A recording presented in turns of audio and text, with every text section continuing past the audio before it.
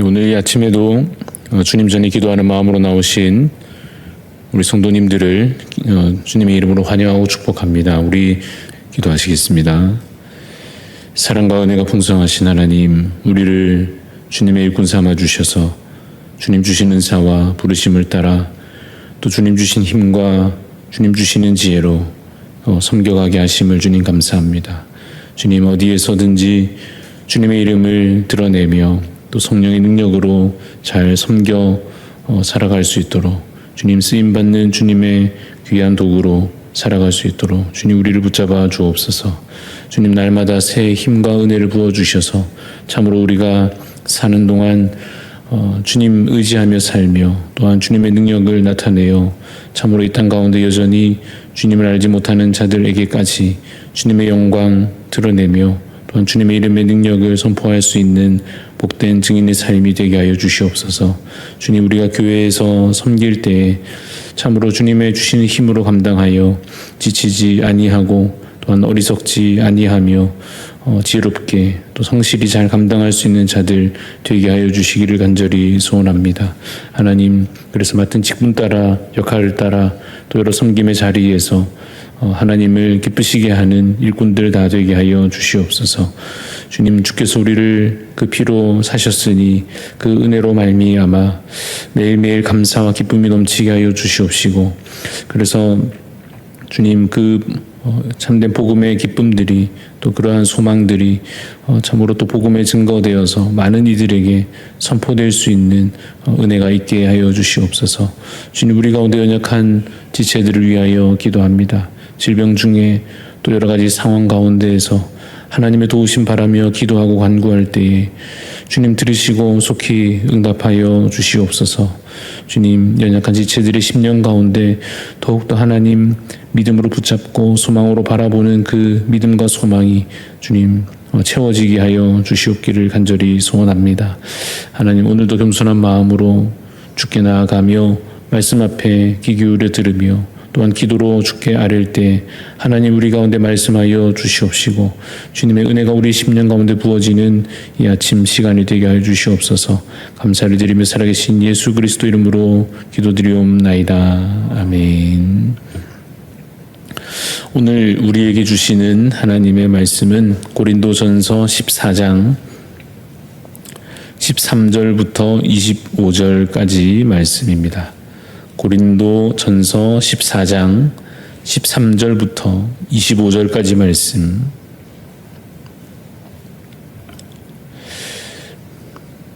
말씀을 교독하여 읽을 때에 주님의 음성을 들으시기를 바랍니다. 13절 제가 읽겠습니다. 그러므로 방언을 말하는 자는 통역하기를 기도할지니 내가 만일 방언으로 기도하면 나의 영이 기도하거니와 나의 마음은 열매를 맺지 못하리라. 그러면 어떻게 할까? 내가 영으로 기도하고 또 마음으로 기도하며 내가 영으로 찬송하고 또 마음으로 찬송하리라.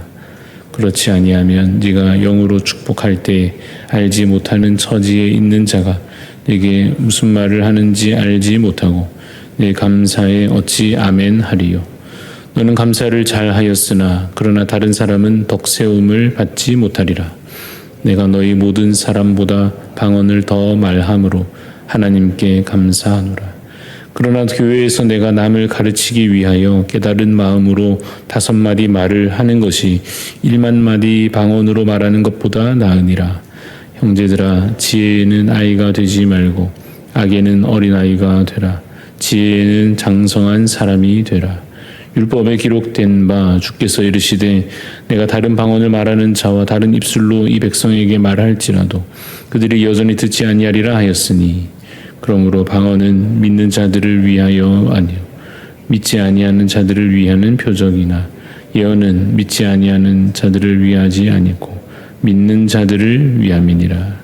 그러므로 온 교회가 함께 모여 다 방언으로 말하면 알지 못하는 자들이나 믿지 아니하는 자들이 들어와서 너희를 미쳤다 하지 아니하겠느냐. 그러나 다 예언을 하면 믿지 아니하는 자들이나 알지 못하는 자들이 들어와서 모든 사람에게 책망을 들으며 모든 사람에게 판단을 받고 같이 읽습니다. 그 마음에 숨은 일들이 드러나게 되므로 엎드려 하나님께 경배하며 하나님이 참으로 너희 가운데 계신다 전파하리라. 아멘. 네, 오늘 말씀의 제목은 좋은 은사입니다. 좋은 은사라는 제목으로 말씀을 나누고자 합니다. 고린도전서 14장은 은사와 사랑과 덕에 관한 교훈이 기록되어 있습니다. 12장에서 다양한 은사가 있다고 하였습니다. 한 분 하나님께서 각 사람마다 적절하게 다양한 은사를 나누어 주십니다. 그러면 그 다양한 은사를 가진 다양한 사람들이 어떻게 해야 되겠습니까? 서로 협력하고 서로 존중하고 자신이 받은 그 은사를 따라서 열심히 섬기고 하면 그러면 아무 문제가 없을 것입니다. 그러나 이 고린도 교회에 실제로 일어난 일은 무엇이었느냐 하면 자기 은사를 자랑하고 또 다른 사람의 은사에 대해서 쉽게 말해 무시하고 협력하지 않고 겸손히 행하지 않는 일들이 나타났다는 것입니다. 그래서 가장 좋은 은사를 사랑이라 말하며 무슨 대단한 은사를 가지고 어떤 대단한 능력을 가져도 사랑이 없으면 성도를 존중하지 않고 겸손히 행하지 않고 자기 자랑하고 자기를 그저 앞세운다면 그 은사도 능력도 뭐든지 아무 소용이 없다고 앞서 13장에서 교훈하고 있습니다. 그리고 이어서 이제 14장에서 구체적인 예시로서 그것에 대해서 설명하고 있습니다. 주로 방언에 대한 이야기입니다. 방언은 분명 좋은 은사 중 하나입니다. 그러나 이 방언이라는 은사는 큰 특징이 있습니다. 오늘 본문 우리가 13절부터 읽었지만 그 앞에 있는 본문을 잠시 좀 보면 14장 2절 말씀을 제가 읽어보겠습니다. 고린도전서 14장 2절에 방언을 말하는 자는 사람에게 하지 아니하고 하나님께 하나니 이는 알아듣는 자가 없고 영으로 비밀을 말함이라 라고 되어 있습니다. 방언으로 말하면 사람들은 알아들을 수 없었습니다. 14장 6절을 보시면 그런즉 형제들아 내가 너희에게 나아가서 방언으로 말하고 계시나 지식이나 예언이나 가르치는 것으로 말하지 아니하면 너희에게 무엇이 유익하리요. 만약에 무언가를 가르치려고 하는데 방언으로 하면 어떻게 되겠습니까? 알아들을 수 없을 것입니다. 그러면 아무것도 제대로 배울 수 없을 것입니다. 어떤 권면을 하거나 축복을 하는 것도 마찬가지입니다. 실제로 그것이 유익이 되려면 알아들어야만 그 권면을 받거나 그 축복을 이제 기쁨으로 마음에 담을 텐데 알아들을 수 없는 말로 방언으로 하게 되면 권면도 축복도 그 유익을 얻기가 힘들다 하는 것입니다. 이것에 대해서 바울이 이렇게도 비유하여 또 말합니다. 11절 말씀을 보면 그러므로 내가 그 소리의 뜻을 알지 못하면 내가 말하는 자에게 외국인이 되고 말하는 자도 내게 외국인이 되리니 합니다. 그럼 외국인끼리 서로 만나 대화하려면 보통 일반적으로 뭐가 필요합니까? 통역이 필요하죠. 그런 의미에서 오늘 본문 이제 13절에서 그러므로 방언을 말하는 자는 통역하기를 기도할지니라고 권하고 있습니다. 이 통역의 의미를 유익이라는 단어를 가지고 좀 더 풀어보겠습니다. 통역이라고 하는 것은 참 유익합니다. 말하는 사람 입장에서야 말하고 나면 또 그만일지 모르지만 듣는 사람의 입장에서 생각해보면 알아듣는 것이 참 중요하죠. 그래서 통역을 해주면 듣는 사람에게 비로소 유익해집니다. 이런 원리를 또 다른 은사에도 비슷하게 적용을 해보면 만약에 깊은 어떤 지식에 대한 은사가 있다고 해봅시다. 남들은 어려워서 잘 이해하지 못할 그런 내용들에 대해서 하나님께서 주신 은사 덕분에 쉽게 이해하고 쉽게 깨닫는 사람이 있다고 해봅시다. 그리고 그 사람이 이제 교회에서 성도들을 대상으로 강의를 맡았다고 생각해 보면 그런데 강의를 너무 어렵게만 하게 되면 어떻게 되겠습니까? 용어를 사용하는 데 있어서도 전문적인 용어만 사용하고 한 10년을 넘게 공부해야 이해할 만한 내용들을 쉽게 풀지 않고 계속 어렵게만 설명한다고 한다면 듣는 사람에게 그것이 유익이 될 수 있겠습니까? 누군가 그 내용을 이제 비로소 쉽게 풀어 설명해 준다면 그제야 비로소 유익이 될 것입니다. 아무리 좋은 것이라 해도 전달이 잘 되어야 유익이 되는 것들이 있습니다. 아무리 좋은 것이라고 해도 함께 할 수 있어야 유익이 되는 것들도 있습니다. 왜냐하면 교회는 공동체로 형성되어 있기 때문입니다. 우리의 신앙생활이라고 하는 것은 하나님과의 관계가 분명 가장 중요하지만 또 교회로 하나 된 이 성도와의 관계도 매우 중요하기 때문입니다. 그래서 사도 바울은 이 부분을 강조하기 위해서 예언의 은사에 대해서 이제 이야기합니다. 14장 4절을 보면 방언을 말하는 자는 자기의 덕을 세우고 예언하는 자는 교회의 덕을 세운다고 말합니다. 방언의 은사가 나쁘다는 뜻은 아닙니다. 방언하면 이기적이라거나 그런 뜻이 아닙니다. 방언은 기본적으로 개인의 유익이 크다는 뜻이죠. 그러나 예언은 기본적으로 다른 사람에게 그 유익이 잘 전달된다는 겁니다. 이때 예언이라고 하는 것은 오늘날의 설교에 가깝습니다. 우리가 보통 예언이라고 말하면 미래에 일어날 일을 미리 알려주는 것이라 생각하기 쉽지만 그런 뜻은 아닙니다. 오늘 고린도전서 14장의 예언의 은사라고 하는 것은 교회에서 말씀으로 권면하고 위로하고 하는 것을 뜻합니다. 그래서 오늘날의 설교에 가까운 은사였다라고 우리가 해석합니다. 그래서 이 방언과 그 예언을 좀 더 비교하자면 다음과 같습니다. 23절 말씀 보면 표현이 좀 강하지만 보십시오. 23절에 그러므로 온 교회가 함께 모여서 다 방언으로 말하면 알지 못하는 자들이나 믿지 아니하는 자들이 들어와서 너희를 미쳤다 하지 아니하겠느냐. 좀 극단적인 예시 같지만 만약 방언만 말하는 공동체가 있다고 한다면 아직 믿음이 없거나 영적인 그런 경험이 없는 사람의 입장에서는 너무나도 생소하고 아무것도 이해할 수 없고 그저 당황스럽지 않겠는가 하는 것입니다.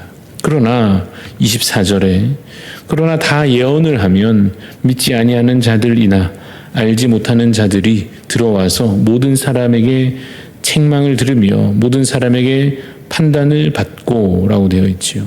예언에 대해서는 말씀을 전하는 설교라고 한다면 영적으로 좀 무지하여도 교회에 대해서 경험이 아직 없다 해도 일단 말은 알아들을 수 있으니 책망도 받고 교훈도 얻고 또 25절에 그 마음에 숨은 일들이 드러나게 되므로 엎드려 하나님을 경배하며 하나님이 참으로 너희 가운데 계신다 전파하리라. 말씀을 듣고 좀 더 쉽게 이해하여서 믿음에 이르는 데 도움이 될 수 있다 하는 것입니다. 그러면 그 누군가에게는 예언의 은사가 좀 더 유익하게 쓰일 것이다 라는 것입니다.